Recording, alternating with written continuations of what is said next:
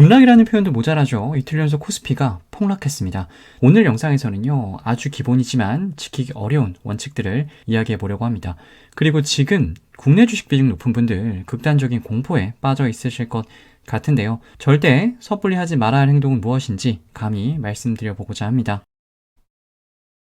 코스피가 3월 4일 7.2% 하락을 했고요. 3월 4일이죠. 12% 하락했습니다.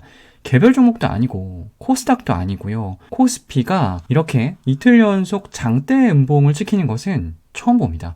물론 산이 높으면 골이 깊을 수밖에 없다는 것은 알지만 그래도 설명이 되지 않는 급락이에요. 이틀 동안 지수가요, 고점 대비 20%가 하락했습니다. 그래도 여전히 연초 이후 17% 기록을 하고 있지만 고점에서 비중을 줄이지 못한 분들이나 뒤늦게 고점에 따라 들어가신 분들이나 공포스럽기는 마찬가지일 겁니다. 사실 상황은요, 미국이 더 안 좋습니다. 이번에 덜 빠졌다고 위안을 삼기에는 작년 10월부터요, 지금까지 그대로 제자리예요. 글로벌 증시가 전부 다 부진하면 납득이라도 가죠. 하지만 앞에서 보여드린 것처럼 국장은요, 엄청나게 많이 올랐습니다. 작년 4분기부터 미국 투자 시작하신 분들, 그리고 국장은 절대 보지 말라고 해서 진짜 미국만 투자하셨던 분들은 회의감을 느낄 수밖에 없는 그런 인고의 시간이었습니다. 코스피 단기 급락, 그리고 S&P 500 장기 횡보, 부진의 유형은 다르지만 공통적으로 필요한 것은 바로 현금입니다. 물론 여기서 주가가 더 빠질 수도 있어요. 단기적으로 여기가 바닥이다 예단할 수는 없습니다.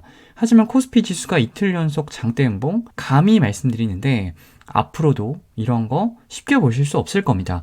주가 급락을 기회라고 하죠. 하지만 그것도 현금이 있어야 기회인 거지, 현금이 없으면 그것은 그냥 급락이고요. 공포입니다. 장기 횡보장에서도 마찬가지예요. S&P 500 적립식 투자 오래 하신 분들 아실 거예요. 지수가 계속 우상향 하니까 매수할 때마다 평단이 계속 높아져요. S&P 500이 4개월 정도 이렇게 횡보하는 것은 진짜 오랜만이거든요. 현금이 없었다면 그냥 지루한 시장일 뿐이지만 현금이 있었다면 평단 높아지는 것 없이 수량을 늘려갈 수 있는 정말 좋은 기회였던 거죠. 현금의 중요성을 늘 강조하고 또 실제 실천하는 사람, 바로 워렌 버핏입니다. 버핏이 절대 손해보지 않는 이유도요, 바로 현금에 있습니다. 물론 우리는 버핏이 아니기 때문에 현금을 30%씩이나 들고 있을 필요는 없어요. 하지만 일정 수준 이상 단 5%라도 포트폴리오의 일부는 현금성 자산 무조건 들고 있어야 한다고 생각을 합니다. 주식 계좌에 그냥 예수금으로 넣어두라는 것이 아니에요. 파킹형 ETF가 있죠. 우리나라 기준금리가 2.5%입니다. CD금리 91일물도요, 3%가 이제는 안 돼요.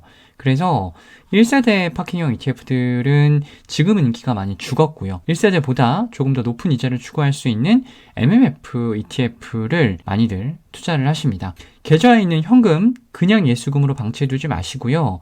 머니마켓 ETF를 사두시면요, 연 3% 수준의 이자 수익이 매일매일 쌓이는 거예요. 그리고 이건 개인의 차이긴 한데 저 같은 경우는 경험상 현금성 자산이 예수금으로 그대로 있으면 주식을 사고 싶어집니다. 그런데 머니마켓 ETF를 매수해두면요, 진짜 이번과 같은 급락이 아니면 그냥 머니마켓 ETF로 내버려 두게 돼요. 연 이자 수익 3%가 낮다고 생각하실 수도 있어요. 하지만 은행 특판 예금처럼 투자 금액이나 투자 기간에 제약이 있는 것도 아니고요. 신용 위험이나 금리 변동 위험을 부담하셔야 되는 것도 아니에요. 그런데 연 3% 이자 수익을 안정적으로 기대할 수 있다? 현금성 자산을 굴리기 가장 좋은 수단, 저는 머니마켓 ETF라고 생각을 합니다.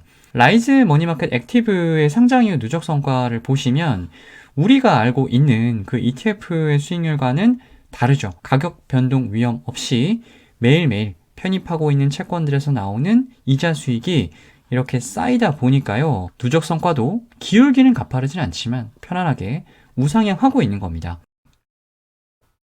또 하나 말씀드리고 싶은 것은 절대 레버리지 ETF는 하시면 안 됩니다.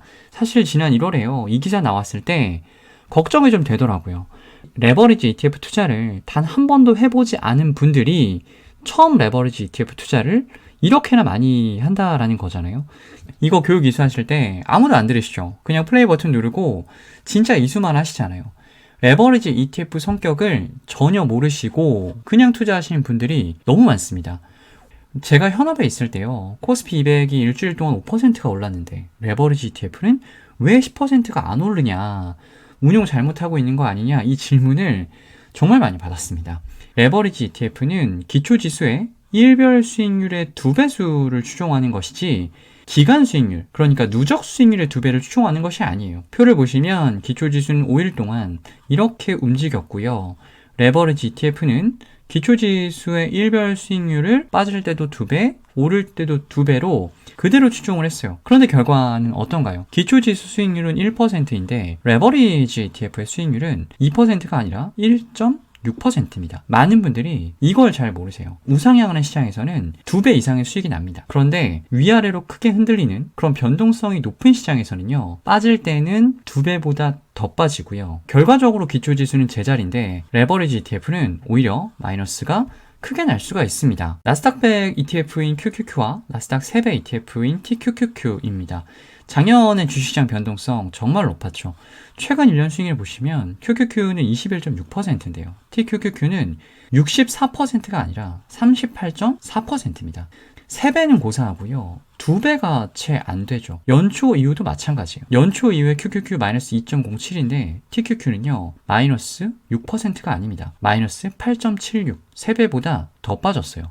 레버리지 ETF는요 단기 트레이딩용이지 절대 장기 보유하시면 안 됩니다. 레버리지 ETF를 하지 말아야 하는 또 하나 이유는 이번과 같은 예기치 못한 급락을 맞아버리면 회복이 진짜 어렵습니다. 코덱스 200 고점 대비 19% 하락했는데 코덱스 레버리지 36% 하락했습니다. 여기까지는 크게 감흥이 없으시죠? 2배 정도 빠졌네. 이렇게 넘기실 수 있는데 이게 다시 원금이 되려면요. 코덱스 200은요. 23%만 올라가면 됩니다. 그런데 레버리지 ETF는 57.8%가 올라야 돼요. 여기서 다시 23.6%가 올라가는 것도 시간을 걸리겠죠. 쉬운 일은 아닙니다. 하지만 불가능한 일은 아니거든요. 그런데 57.8%는 얘기가 좀 달라요. 코덱스 200이 23.6% 오르면 코덱스 레버리지도 57.8% 오르는 거 아니냐 이렇게 말씀하실 수도 있는데 아니죠. 앞에서 말씀드렸잖아요. 레버리지 ETF는요. 기간 수익률의 2배가 아닙니다. 물론 시장이 이렇게 급반등하면요. 레버리지 ETF는 기초지수보다 더 빠르게 올라갈 수도 있어요. 하지만 높은 변동성을 수반하면서 횡보하는 기간이 길어지면요. 코덱스 200은 이미 원금을 회복을 했는데 이 코덱스 레버리지는 이 원금 회복 기간이 훨씬 더 길어질 수 있습니다. 작년 4월 급락 이후 반등할 때를 한번 다시 볼게요. QQQ가 보라색인데 QQQ는 이때쯤에 원금 회복을 했죠. 다시 원점으로 돌아왔는데 TQQQ 같은 경우는 아직도 마이너스 20% 부근입니다. 트레이딩에 정말 자신 있는 분들 아니면 레버리지 ETF는 절대 관심 갖지 않으셔야 한다라는 말씀 드리겠습니다. 3월 4일 종가 기준 코스피 시가총액 상위 20종목입니다. 섹터를 불문하고 그냥 다 급락했습니다. 사실 SK하이닉스와 삼성전자가 오히려 선방했다라는 생각이 들 정도예요. 이렇게 무차별적으로 급락하는 시장에서 절대 하지 말아야 할 것은요. 공포감에 휩싸여서 주식 비중을 극단적으로 줄이는 겁니다.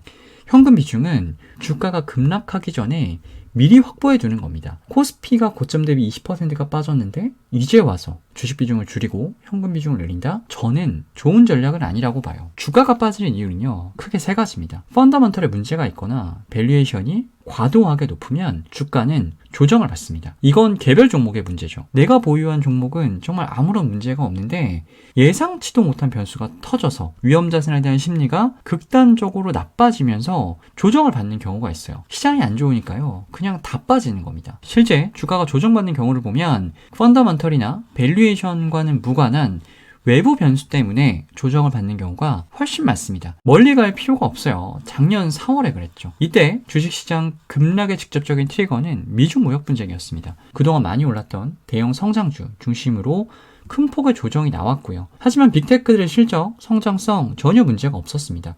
펀더먼털은 전혀 변한 것이 없는데 그냥 시장이 이렇게 급락을 해버리니까 모든 종목들이 같이 다 빠진 거예요. 투자자 입장에서는 다소 억울할 수 있죠. 하지만 주식이 그렇습니다. 많은 분들이 일단 주가가 빠지면요. 내가 보유한 주식이나 ETF가 문제가 있는 거 아닌가라는 생각을 먼저 하세요. 펀더먼털은 견고한데 외부 요인에 의해서 주가가 급락을 했다? 그러면 더 사야죠. 단 전제가 있습니다. 절대 아무거나 사시면 안 되고요. 성장하는 기업이어야 하고 비싸지 않아야 합니다. 미국 중소형주들 중에 작년 고점 대비해서 30-40% 빠졌지만 그래도 아직도 비싼 종목들 널렸거든요. 그런 건 여전히 사시면 안 됩니다. 하지만 좋은 종목들은 선별적으로 사셔야죠. 저는 그게 빅테크와 반도체라고 생각을 합니다. 특히 그동안 국내 증시가 너무 많이 올라서 오히려 국내 주식형 ETF 못 담고 계셨던 분들 있으실 겁니다. 저는 오히려 분할 매수하기 괜찮은 시점이라고 생각을 합니다. 걱정 많으실 텐데요. 너무 걱정하지 않으셨으면 좋겠습니다.